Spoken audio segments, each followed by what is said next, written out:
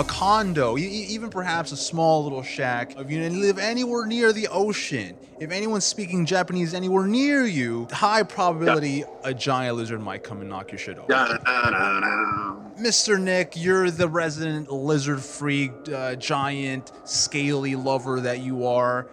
What was it that you were hoping would, they would, nitpick from here, steal from this, that, from all of the classic loves of Godzilla that you had much earlier on? We have never seen anything like what Gareth Edwards did with Godzilla, the 2014 version. Just from the Comic-Con posters, the teasers, like they have this Orson Welles style reading with this teaser trailer, and you have this giant like CGI Godzilla. Like it's always been a rubber suit in anything that's actually loyal to Godzilla.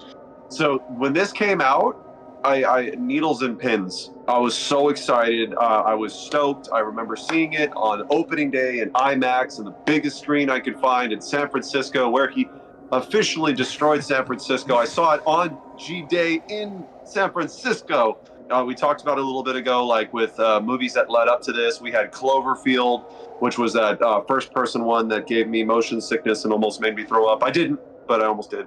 And then we move into Guillermo del Toro's Pacific Rim, which literally is a play on Titans and kaiju and Japanese monsters. So we were edging, we were right there, ready for this. I as a Godzilla fan, this is literally what I was waiting for. I was so happy with it, and it just opened the floodgates. Now we've got all these cool Godzilla movies that have been coming out on high budgets, and I'm not big budget per se guy. Like it doesn't have to be. I love like cardboard box ripped up and plastered, and I like B movies, but realistically, this was the only way to give Godzilla a true film. When this one came around, I was like, well, it looks like this is the start of a new, Godzilla verse, so this would be the best jumping on point. Did that make me go see it? No, not yet, because when the reviews came out, and this is maybe something you'll dive into, there was like some of the things were like, yeah, Godzilla's in it, but it's like the human aspect maybe isn't as strong to like carry the whole film. And for the longest time, me being the movie snob that I can be at times, I was like, it's not honoring the atomic criticism that was the first Godzilla, even though I haven't seen that one either. My high pedestal doesn't even exist for me to stand on, but I stand on it nonetheless. But now that I've actually saw it, I was like, this was an awesome movie. This is a great, like, three gigantic monsters going at each other, and maybe this is spoiler saying three. There's 1v2, but like they're hitting each other, they're making weird, gross sounds, and then the humans are kind of there, which is a bummer. But the coolness of the monsters, I think, outweigh any of that human aspect that kind of can muddy up some of the cooler. It's like, why are they fighting each other? Who knows? But like Godzilla's winning, that's a-okay. So the heart of this film, or what's supposed to be the heart of this film, is Bryan Cranston and his son and their mother, who they're trying to seek redemption for this cover-up that happens. And it's like that's part of the plot, but they kind of just like abandon that once Cranston goes away, which he was great for the time he was in it. But as you being the lizard fanatic that you are, maybe it's just me that kind of lost interest in that because it seemed like they abandoned it. Did you have any interest in those human elements, or was it just like for me, were you just solely on like, yo, monsters are in this, let's go? Or were you at all invested in those human elements? I wasn't really sure what was going to be this translation from like ideas to paper, like to film, like, so it's like I obviously we watched Rubber Suits and stuff like that before, so there was a lot of like their lower budgets. You had to have a lot of human character elements, and you had to have a lot of build up and dialogue around that. And to be honest with you, there was never a Godzilla movie where I would look back and I'm like, man, the humans in that, or the Kiss character, and it's Zachary, he's the cool. There was never any of those moments. The closest we came was the twins on Infant Island with Mothra. Like that's the closest we came. I didn't find any of the characters poor. I didn't find any even boring. I'll be honest with you, the character development was never my issue with it. There was a couple of issues that I did have, like with just how easy it was to do things like as we carry along with the plot and to carry along with the story. And I kind of refer back to like, hey, if this was a natural disaster, would people really care about protocol in certain situations? So I kind of like that goes out the window. It's kind of like movie logic. It's like, come on, like don't get hung up on that. To your defense with the reviews and stuff like that, like so a lot of the reviews complaints where we didn't see very much Godzilla. So what I say to that is, one, if you're going to show it, as long as it's impactful, that's fine. And I will tell you that I never saw a scene with Godzilla that I was like, this is not phenomenal, and it didn't want more. Like I was so excited every time I seen something, and it's like we've got only like 2 or 3 scenes in the first hour that held you over, and you're kind of like, oh, what the hell? Like I'm not really seeing very much, but the scenes that we saw were super impactful. And then I like to relate this to another movie that also really insinuates itself through this film is Jaws. Jaws was all about buildup. It's all about tease. Like you see a few things here and there, but you really don't see the shark through the whole film. So it's similar to that. Even they named the main character's last name Brody, like Chief Brody. So it's like it's the same concept as Jaws, and they're telling you with the characters that it's like Jaws. It's a buildup. So you get these first pivotal moments where you hear the roar, and then you get a little bit of TV screen of what's going on, and you're just like an audience member. You're just like, I'm excited. I want to see something, and you're teasing me. You're teasing me. The only thing I'm seeing is these bad guys, and I want to see the cool shit.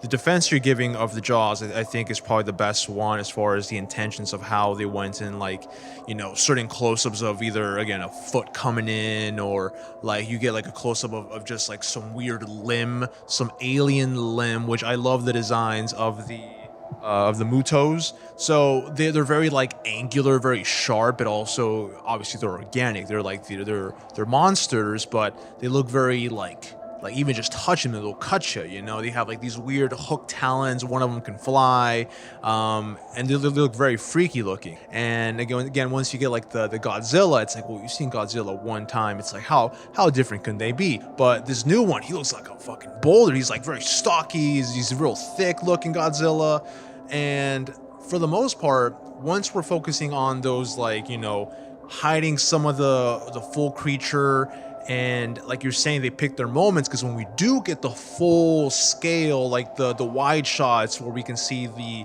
you know, how big they are, and they're like, you can feel the heft of like how they hit each other, how they're attacking each other, it means so much more, because you were holding and just showing you like the bits and pieces, you know, building it, like the anticipation of it, kind of the fear, and then the payoff. It is so good. My favorite thing, if we had to have it shot the way it was, is the sound design. Like they had the most Taco Bell guttural intestine sounds, like the Motos in particular. Every time they were on screen, they would do like this EMP thing, and they would have the coolest sounds. There were even moments where it's like a Western showdown thing. You have the Godzilla on one side, Moto on the other side, and normally it would have like swelling music or just something to like make it so epic. It would be silence, except you would hear again those kind of guttural sounds. You would have like maybe like a rumble of Godzilla footstep, and it's just those little things to like subvert, you know, the standard like Hollywood like buildup of like, oh, we gotta put all of the explosion sounds, all of the music, all of the shit to kind of like force you to make you feel emotion. They're like, no, we're gonna pull it back and let the visuals and just these sound effects carry that. So again, my hill to die on this movie, it's like all the stuff with the monsters in it is awesome. Love it. I gotta still bring it back a little bit to the plot. This is still a positive. You know, one of my favorite movies is The Last Samurai, and here we have Dr. Ishiro Ken Watanabe. Dude's awesome. The dude is awesome, but he's just kind of there, and the whole Monarch thing, it piqued my interest. I'm like, yeah, I want to know more about this institution. Why are they researching this? Does he have a larger presence in other Godzilla media, or is he just kind of like a amalgamation of like the Monarch presence from, because I know Monarch was a thing before this, right? Like this is already like an established. The other thing, his character is just an homage to original Godzilla movies. They had a lot of characters in the original where they're just using the same name. So it's like it's nothing necessarily pivotal. But he is a fantastic character for Monarch and for the Godzilla series. He only plays, I think, in this one and the next one. I don't know if he's going to be in the Monarch Legacy of Monsters series. So far, it's only 5 episodes in. It is completely a direct sequel to this, so I don't know. We'll see. It's really good. It does build a lot on that Monarch world. I love the fact that it's almost like a natural disaster film. Like Godzilla, like I've heard people say Godzilla is like cruel and mean, and I don't think it's ever that with Godzilla. I think it's more of just it's a product of our demise, so to speak, with the atom bomb and stuff like that. And it's really like captured in this film where it's less of it's a monster coming to attack. It's literally a natural disaster. Like we have the scene with Hawaii where all the water pulls out and you just see fishes flying around. Like such an impactful scene. And then you're all the way to the airport and the water's flushing through, and then they have those giant roars that they created. The roars they created when they were making this film were so loud they created complaints like 7 miles away. It was insane. It's like we watch movies like The Avengers, and then it's like War of the Worlds and stuff like that. This is just like a battle inside San Francisco, and literally it's engulfed in smoke. It's engulfed. It's so much like everything is gone, and you have that pivotal scene where you're talking about that rumble where they're parachuting in. It's so much like dark and so much unknown and such a large scale of disaster. It's just like, who can't see that and just be scared? It's like, that is frightening. Or it's like, I'll be honest with you, even with the Bryan Cranston being in there for a short period of time, and Aaron Taylor Lewis, Lieutenant Brody, kind of going from scene to scene, and they're like almost a circumstance of the situation. So it's like I don't really take a lot of stock in them as a Godzilla fan. I'm taking in the scenery and how they're building this up. Like, how many times have you watched the rubber suit go through a city and just smash things up and you barely see a cloud of smoke once in a while? This literally took it a step further and made it into like, holy crap, this is what it could look like.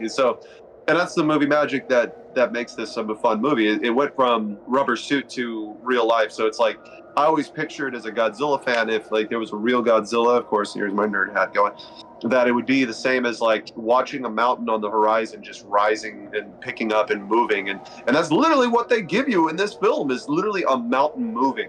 I have the motivation now to go and start exploring more of the Godzilla stuff. It's like the best when you find like a new musician. You're like, oh, they have like 40 albums worth of stuff. they have hundreds and hundreds of Godzilla things, and even more so now with all the new stuff. So now I have, like a glutton. I could just like take it all in, and it's like the best. So like, jump into this now. If this movie was like a tight 90 and we had more of just the focus on the monster aspect, it would have been maybe a higher rating for me. But it's like, obviously it's a massive success just for all the great Godzilla content we have now. Where this stands for me at the moment is a strong 3 out of 5, and that 3 is like all, just that fist to cuff kaiju power. But what about you, Mr. Nick? You know what? I probably rewatched it a dozen times, and it still gives me goosebumps. I still get excited every time I see it. So I would probably still say it's a 5 out of 5 for me. But then again, I'm a crackhead for Godzilla. I'm a huge Jaws fan, so the tie into that is awesome. It's the beginning of the MonsterVerse and continue the MonsterVerse.